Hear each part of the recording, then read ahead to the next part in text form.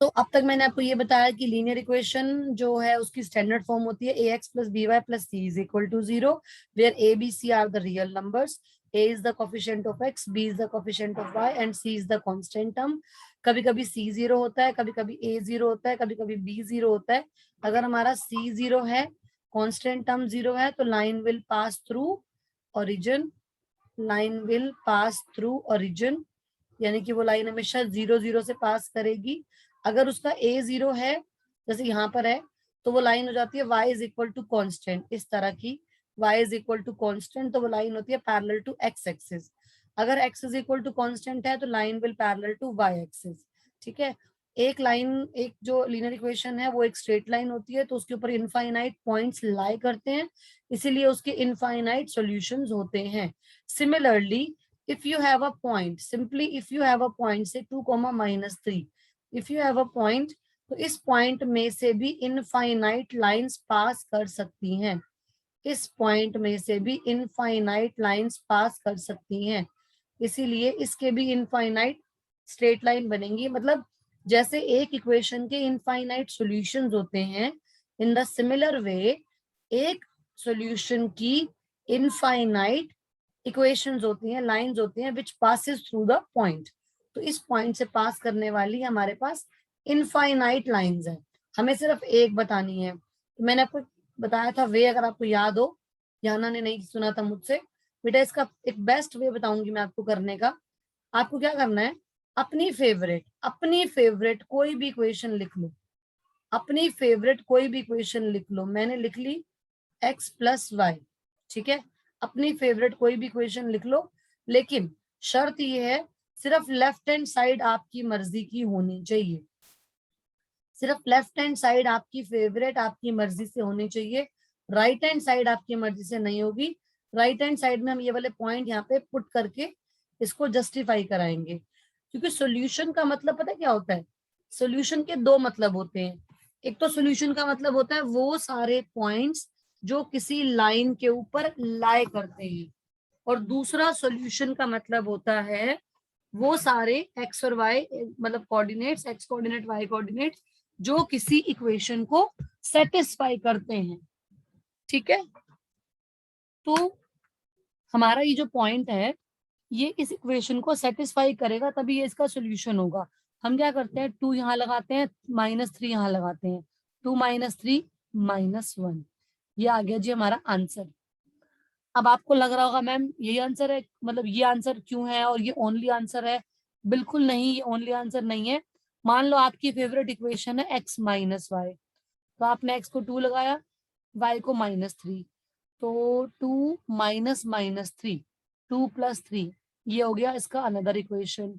अच्छा, अगर आपने मान लो 2x लिख दिया और -y लिख दिया, तो 2 2 ज़ा 4, 4 -3 मतलब 4 + 3, तो ये 7 हो गया. अगर आपने 2x + y लिखा तो ये हो जाएगा 4 - 3 यानी कि 1. तो इस तरह से आप जितनी मर्जी इसकी इक्वेशंस बना सकते हो. सिर्फ याद रखना लेफ्ट हैंड साइड तुम्हारी मर्जी की और राइट हैंड साइड इस पॉइंट के हिसाब से, जो पॉइंट हमने सेटिस्फाई करवाना है. जैसे किसी ने लिख दिया 3x + 2y मान लो, तो 3 2 ज़ा 6 और 2 × -3 -6, तो ये 0 हो गया.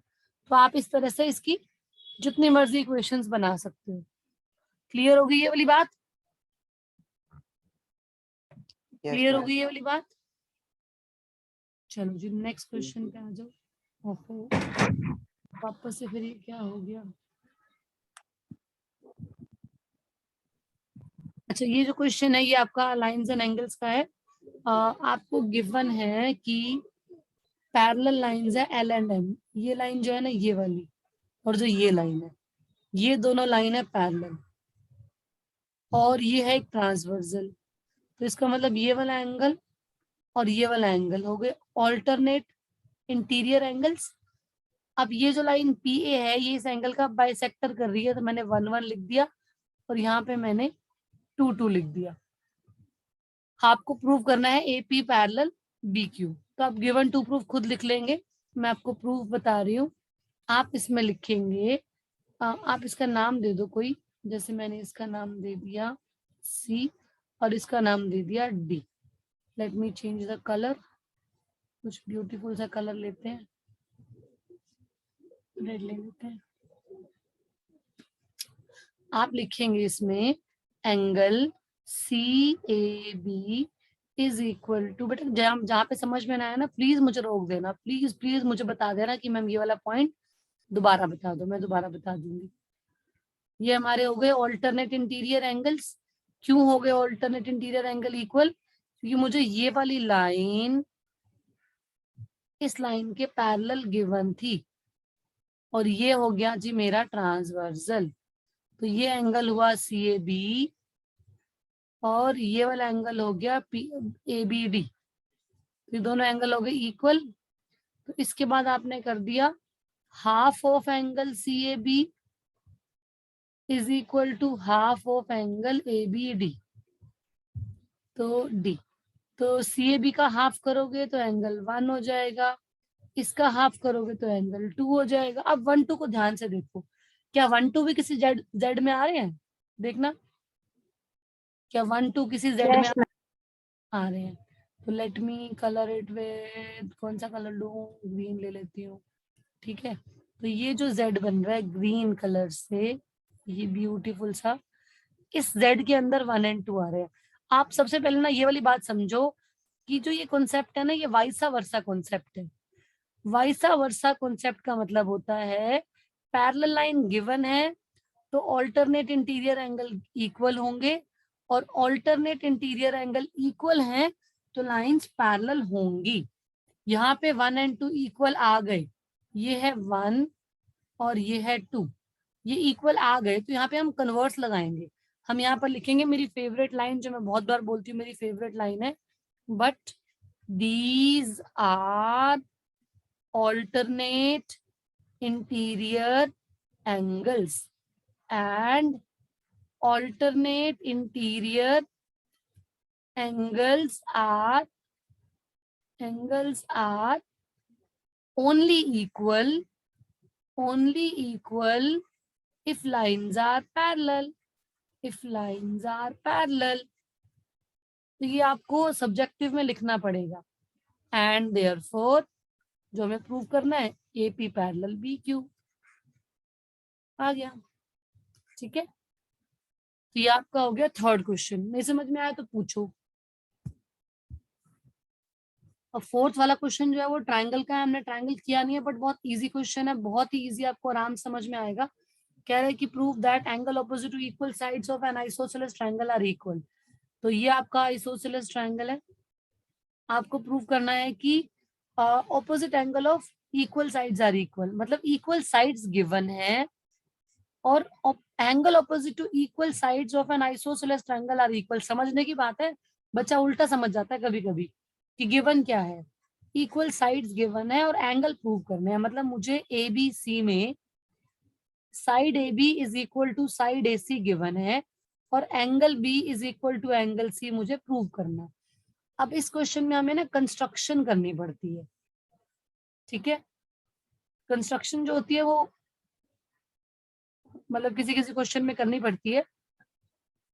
कंस्ट्रक्शन का मतलब होता है एक हमारी मर्जी से हम कोई भी इसमें एक लाइन डालें, मतलब हमारी मर्जी से हम कोई भी एक इसमें एंगल बनाएं या कोई लाइन एक्सटेंड कर दें या कोई परपेंडिकुलर बाइसेक्टर या एंगल बाइसेक्टर या मिड पॉइंट, मीडियन, वर्टेक्स, कुछ भी हम ऐसा बनाएं। तो यहाँ पे मैं एक लाइन लूंगी बीच में। अब ये लाइन तुम्हारी मर्जी की है, आप इसको एंगल A का बाइसेक्टर भी ले सकते हो, आप इसको ऑल्टीट्यूड भी ले सकते हो और आप इसको मीडियन भी ले सकते हो, कुछ भी आप ले सकते हो जो आपका मन करे। मैं एंगल बाइसेक्टर ले रही हूँ क्योंकि SAS बनेगा इसमें। अगर मैंने एंगल बाइसेक्टर लिया तो ये वाला एंगल ये इसके इक्वल हो जाएगा 1 और ये भी 1। अब इस केस में क्या होगा, अगर मैंने एंगल बाइसेक्टर लिया, आपकी मर्जी है, आप कुछ भी ले सकते हो, एंगल बाइसेक्टर भी ले सकते हो। Draw AD as angle bisector of A।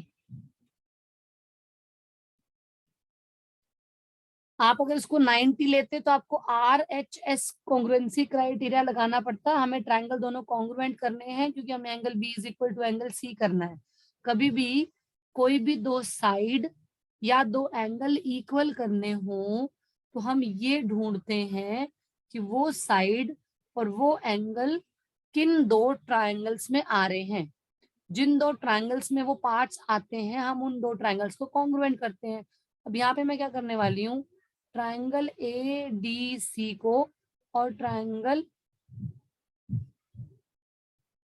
ADB को, ठीक है, ट्रायंगल ADB को ना कॉन्ग्रुएंट करने वाली हूँ। और कैसे करूंगी, देखो ये वाली साइड कॉमन है, दोनों में है ना AD और AD कॉमन, ठीक है। और ये वाला एंगल 1 इज इक्वल टू 1 हमने कंस्ट्रक्शन करी है और AB is equal to AC given है।